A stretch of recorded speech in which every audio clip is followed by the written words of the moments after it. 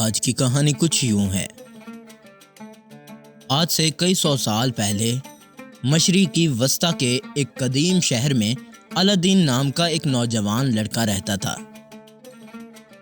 وہ غریب تھا اور سارا دن گلیوں میں آوارہ گھومتا رہتا تھا۔ کبھی کبھی چھوٹے موٹے کام کر کے اپنے گھر کا گزارا کرتا۔ الادین ایک معصوم مگر لاپرواہ لڑکا تھا۔ اس کی والدہ اکثر اسے سمجھاتی تھی کہ محنت اور دیانتداری سے زندگی بہتر ہو سکتی ہے، مگر الادین اپنی شرارتوں سے باز نہ آتا۔ ایک دن شہر میں ایک اجنبی جادوگر آیا۔ وہ لمبے قد کا، بھاری آواز کا اور نہایت عیار شخص تھا۔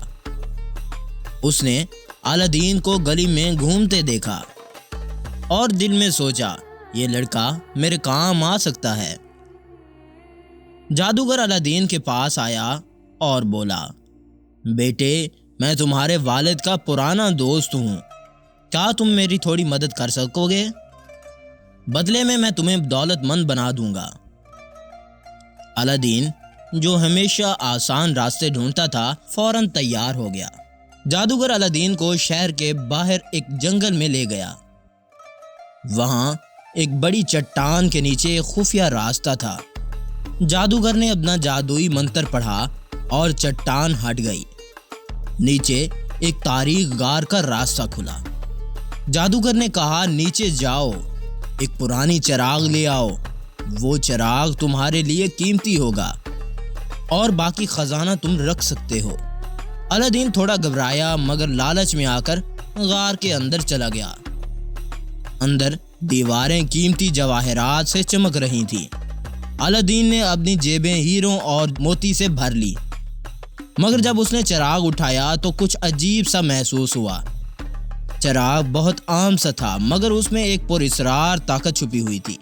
جب الادین چراغ لے کر باہر آیا تو جادوگر نے کہا، چراغ مجھے دے دو۔ الادین کو جادوگر کی نیت پر شک ہوا اور اس نے چراغ دینے سے انکار کر دیا۔ جادوگر غصے میں آ گیا اور زور سے منتر پڑھا۔ چٹان دوبارہ اپنی جگہ پر آ گئی اور الادین غار میں قید ہو گیا۔ الادین غار میں قید تھا، بھوکا اور پریشان تھا۔ اسی دوران اس نے چراغ پر سے مٹی صاف کرنے کے لیے اسے رگڑا۔ اچانک دھواں نکلا اور ایک دیو نمودار ہوا جو ایک بہت بڑا جن تھا۔ جن نے کہا، اے میرے آقا، آپ کا حکم سر آنکھوں پر، بتاؤ کیا چاہتے ہو؟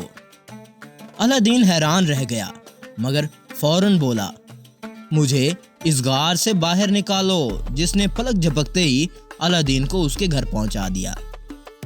الادین نے چراغ کے جن کو اپنی ہر خواہش پوری کرنے کے لیے استعمال کرنا شروع کیا۔ اس نے اپنے گھر کو خوبصورت محل میں بدل دیا اور اپنی والدہ کے لیے نوکر اور خادم رکھ لیے۔ جلد ہی الادین پورے شہر میں مشہور ہو گیا۔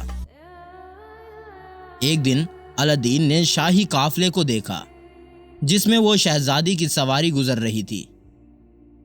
شہزادی نہایت خوبصورت اور دلکش تھی۔ الادین اس پر فدا ہو گیا اور اس سے شادی کی ٹھان لی۔ الادین نے جن سے کہا، میں شہزادی سے شادی کرنا چاہتا ہوں۔ جن نے الادین کے لیے قیمتی تحائف تیار کیے جو وہ بادشاہ کو دے کر شہزادی کا ہاتھ مانگ سکتا تھا۔ بادشاہ الادین کی دولت اور سخاوت سے متاثر ہو کر اس شادی پر رضامند ہو گیا۔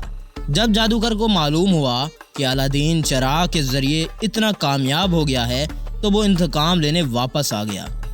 جادوگر نے ایک دن بہانے سے چراغ چرا لیا اور جن کو حکم دیا کہ الادین کا محل اور شہزادی کو کہیں دور لے جائے۔ الادین، جو اب چراغ کے بغیر بے یار و مددگار تھا، نے ہمت نہ ہاری۔ اس نے اپنی عقل اور بہادری سے جادوگر کو شکست دینے کی کوشش کی۔ آخرکار وہ جادوگر کے ٹھکانے تک پہنچا جہاں چراغ موجود تھا۔ الادین نے موقع دے کر چراغ واپس لیا اور جن کو حکم دیا کہ جادوگر کو ختم کر دے اور اس کا محل اور شہزادی واپس لائے۔ الادین نے اپنی عقل اور چراغ کی مدد سے اپنی سلطنت کو محفوظ رکھا۔ اس نے چراغ کا صحیح استعمال کرتے ہوئے اپنی سلطنت میں انصاف اور خوشحالی قائم کی۔ آخرکار اس نے چراغ کو محفوظ جگہ پر چھپا دیا تاکہ کوئی اور اس کا غلط استعمال نہ کر سکے۔ یوں الادین اور شہزادی हंसी खुशी रहने लगे और ये कहानी नस्ल दर नस्ल सुनाई जाने लगी। ये कहानी हमें ये सिखाती है कि लालच और धोखा हमेशा नाकामी का बायस बनते हैं, जबकि अक्ल, दियानतदारी और नेक नियति इंसान को काबिल बना सकती है। तो अगर आपको ये हमारी वीडियो अच्छी लगे तो चैनल को ज़रूर सब्सक्राइब कीजिए। अगली वीडियो तक इंतज़ार कीजिए। शुक्रिया।